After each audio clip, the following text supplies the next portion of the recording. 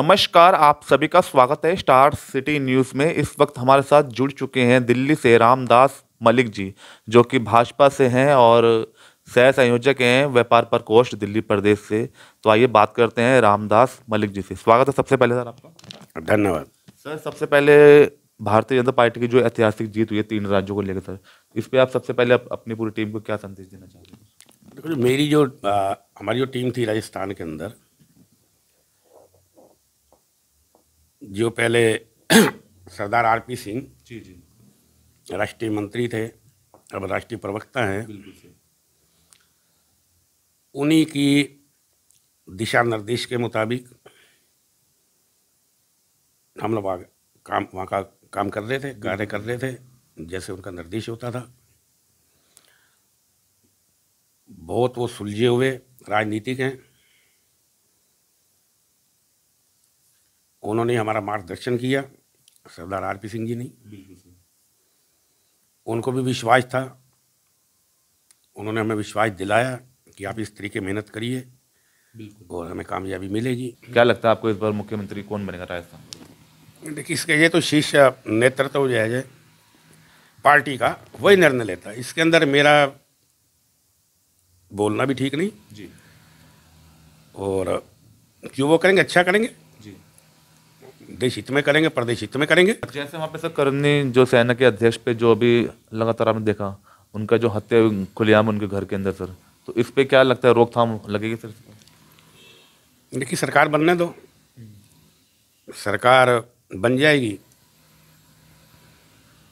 उसका पूर्ण रूप से रोकथाम लगेगी, क्यों नहीं लगेगी? क्या अपराध मुक्त होगा सर राजस्थान? बिल्कुल होगा अपराध मुक्त। बिल्कुल होगा सर। हाँ, बिल्कुल। सर, तुष्टिकरण को लेके भी आप जो सनातन को लेके आप लगातार उठाते हैं आवाज, सर इस पे आप क्या कहना चाहते हैं रामदास जी? देखिए, मैं तो पहले भी कह रहा हूँ कि तुष्टीकरण की राजनीति कांग्रेस ने शुरू से अपनाई और आज मैं बहुत गंभीरता के साथ एक बात कह रहा हूं, अगर आरएसएस नहीं होती जी, तो सनातन का बचना मुश्किल था। 27 सितंबर जी, साल 1925 को आरएसएस की स्थापना हुई नागपुर में। केशव बलिराम हेडगेवार जी की कितनी लंबी सोच थी, और वीर सावरकर जी के जी, हिंदुत्व के ऊपर, हिंदू राष्ट्र के ऊपर उन्होंने किताब लिखी थी। बिल्कुल सर। उसी किताब को पढ़कर हेडगेवार जी प्रभावित हुए, रत्नागर जेल के अंदर उनसे जाके मिले, तो आरएसएस की स्थापना हुई। कितने अनुभवी बुद्धिजीवी लोग थे वो, उन्हें पता था ये मुल्क का बंटवारा होना है, डिवीजन होगा और सनातन को खतरा है, बिल्कुल। इसलिए उन्होंने सनातनियों को इकट्ठा करना शुरू किया। मैं तो उनकी सोच की सराहना करता हूँ, उनका हार्दिक दिल से धन्यवाद देता हूँ हेडगेवार जी का, आरएसएस का। उसकी वजह से आज हम हैं। बिल्कुल नहीं, बिल्कुल। अगर ये संघ या आरएसएस नहीं होती, जो पिछली सरकारें रही, वो धर्म परिवर्तन में ही ज़्यादा उन्होंने समय लगाया अपना। समय लगा, बिल्कुल। ये आरएसएस वाले लोग जागृत करते रहे, सनातन को बचाते रहे। अब मैं एक बात और कहूँगा आपको, 26 नवंबर 1949 को, 1949 को संविधान बनाने के लिए कमेटी बनी कि भारत का संविधान बनाओ। जी, उसकी ड्राफ्टिंग बाबा साहब अम्बेडकर जी ने की। 7 मेंबर थे उसमें, एक मोहम्मद शाह दुल्ला थे। संविधान लिखा गया, 26 जनवरी 1950 को संविधान लागू हुआ। लेकिन कौन सी शक्ति थी, जब बंटवारा हो गया, दूसरे संप्रदाय के लोगों को पाकिस्तान दे दिया गया, जी, वहां के जो सनातनी थे वो इधर आ गए। कौन सी चीज थी कि संविधान के अंदर एक शब्द को बड़ी चालाकी से घुसा दिया गया, बिल्कुल। धर्म निरपेक्ष, सर्कुलरिज्म। तो हिंदू राष्ट्र तो यहाँ नहीं रहा, नहीं, विश्व में सबसे बड़ी संख्या है हिंदुओं की, बिल्कुल है। तो हिंदू राष्ट्र कहाँ रहा जी? अब ये 4-3 लोग होगी ना, जब बंटवारा हो गया, लाखों कत्ल हुए, लाखों सनातनियों जेल काटी, हिंदू राष्ट्र बने। लेकिन क्या मजबूरी थी? एक व्यक्ति कमेटी में था, उसने अपनी बात मनवा ली। क्या पंडित नेहरू सनातनी नहीं थे? इस तरफ क्यों नहीं उनका ध्यान गया कि बंटवारा हो गया है, तो फिर क्या फायदा हुआ इतने इतने हिंदुओं का कत्ल होने से?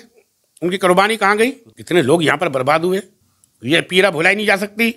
और आज भी मैं तो निजी तौर से सनातनियों की भावना की ओर से एक बात सरकार से हाथ जोड़ के प्रार्थना करता हूँ कि इस संविधान के अंदर जो धर्मनिरपेक्ष शब्द को हटाया जाए, ताकि सनातनियों को गर्व तो हो, हमारा भी अपना मुल्क है कोई। अगर ये शब्द नहीं होता, संविधान की खिलाफत कुछ और होती, संविधान का रूप कुछ और होता, देश का रूप कुछ और होता जी। अब एक बात देखो ना, हमारा देश तो राम मंदिर के लिए, श्री राम जी के मंदिर के लिए इतना लंबा संघर्ष, और ये तो देश का सौभाग्य है कि मोदी जी की सरकार आई, सनातनी जागे, आरएसएस के लोगों ने जगाया सनातन स्वयं को, जागो भाई, राम मंदिर का निर्माण हुआ। बिल्कुल। अगर ये सरकार नहीं होती, संघ के लोग सनातनियों को नहीं जगाते, कोई कल्पना नहीं कर सकता था कि कांग्रेस के शासन में या दूसरी सरकार के शासन में ये मंदिर हमारा बन पाता। इस मंदिर की कल्पना को लेके, इस मंदिर के भाव दर्शन को लेके कितनी पीढ़ियां खप गई, आंदोलन हुए, कितने लोग शहीद हुए। अपने ही मुल्क में, अपने ही देश में, अपने आराध्य के मंदिर के लिए, आराध्य मंदिर के लिए इतना लंबा संघर्ष। अगर ये शब्द नहीं होता, मैं फिर कह रहा हूँ उस बात को, तो मंदिर में रुकावटें नहीं आती। और मेरे तो अभी आने वाले टाइम चुनाव हैं 2024 के अंदर, सब सनातनियों से अपील है, सब हिंदुओं से अपील है, ज़्यादा से ज़्यादा मत करिए और सरकार को मजबूती से लाइए। जितनी सरकार आगे मजबूत होगी, बल लाएगा सरकार के अंदर, और इस धर्मनिरपेक्ष शब्द को भी सरकार ध्यान देगी जरूर। नज़दीक है दिन अयोध्या जी का, श्री राम जी का, और घर घर में दिवाली होगी। अच्छा लगा, बहुत अच्छा लग रहा, बहुत अच्छा महसूस हो रहा है। तो सर लगता है इस बार जनता तय करेगी तीसरी बार प्रधानमंत्री मोदी जी बनने जा रहे हैं? देखिए, मैं पहले भी कह चुका हूँ, प्रचंड बहुमत से, जो कोई कल्पना भी नहीं कर सकता, जो मेरी अपनी सोच है, 450 पार होगा। 450 इस बार पार होने जा रहा है। बिल्कुल ईश्वर चाहेंगे श्री राम पर 450 पार होगा। मगर सर 25 के इसके बाद चुनाव है विधानसभा भी सर, तो क्या लगता है इस बार मोदी जी का चेहरा चलेगा विधानसभा 25 में भी? चेहरा उन्हीं का ही है। अच्छा, एक गारंटी है मोदी सरकार, मोदी जी गारंटी। वो देख रहे काम इतने, जो गारंटी उन्होंने दी, सारे काम किए ना। कौन सा काम छोड़ा उन्होंने? आज 9 साल हो गए सरकार को। 9 साल हो गए, बिल्कुल। किसी कैबिनेट मंत्री के ऊपर कोई भ्रष्टाचार का दाग लगा है? एक बता दो। इसे कहते हैं सरकार। भय मुक्त भारत हुआ, पहले भय में था भारत, आतंकवादियों का डर, बम फटते थे, गोले फटते थे, रेलवे स्टेशनों के ऊपर इधर उधर लोग डर डर के जाते थे कि अपने गंतव्य तक पहुंचेंगे भी या नहीं पहुंचेंगे, घर पहुंचेंगे भी या नहीं पहुंचेंगे, ये भय था लोगों में। अब नहीं है, सुरक्षित है आज कहीं ना कहीं जनता, बिल्कुल सुरक्षित है। 101% इस सरकार के होते सुरक्षित है। देश को गर्द में ले जाने वालों को कहीं दोबारा संसद में इन्हें बैठने का मौका ही मत दो, इन्हें बाहर का रास्ता जी। अंदर जाएंगे ये, वो अंदर जाके उल्टे काम करते हैं जी।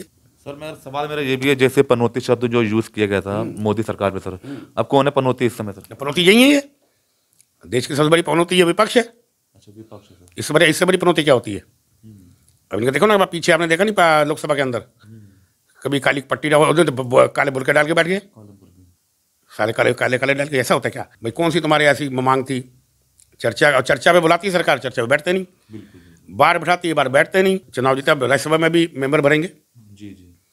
राज्यसभा भी मजबूत होगी ना, स्टेट मजबूत है पार्टी, तो राज्यसभा के मेंबर भी अच्छे आएंगे। इनको वहाँ से बाहर करो, जनता को पूरे हाथ जोड़ के प्रार्थना है, इनको दोनों जगह बाहर करो, इन्हें बाहर का रास्ता दिखाओ।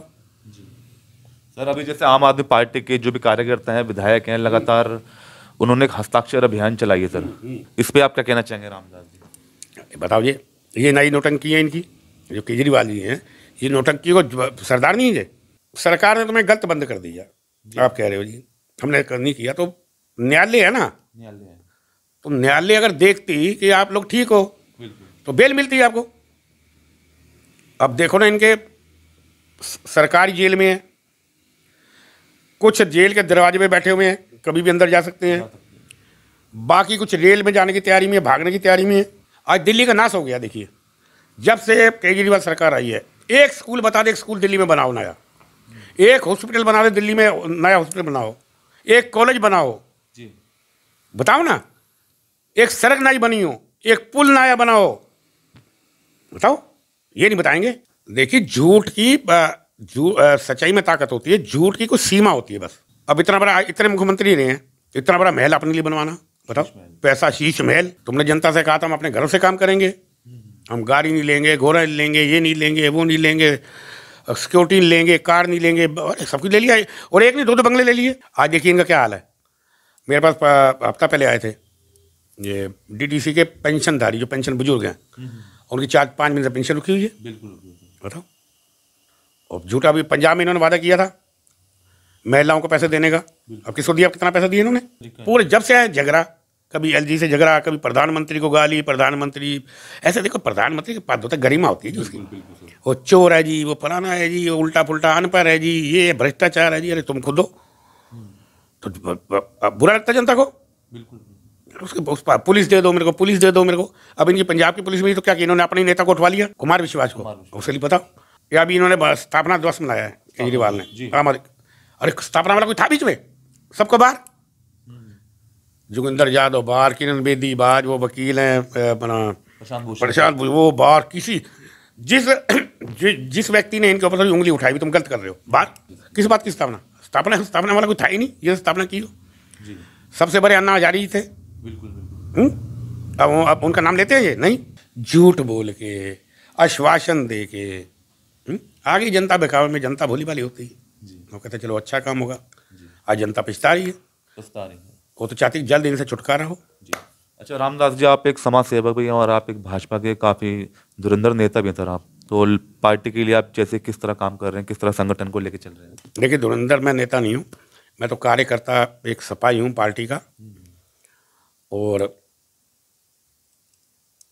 पार्टी की लाइन पे चलते हैं, और पार्टी के लाइन पे चलते भी इसलिए कि सनातन की तरफ हमारा भी है झुकाव, और हमारे काम भी जनता के काम उनकी मन मुताबिक हो रहे हैं। बिल्कुल तो उस पर हम तो बिल्कुल इसके हमको देखो, राजनीति में आओ तो आप लोभ लालच में मत आओ, निस्वार्थ आओ, फिर तो तुम सेवा कर पाओगे।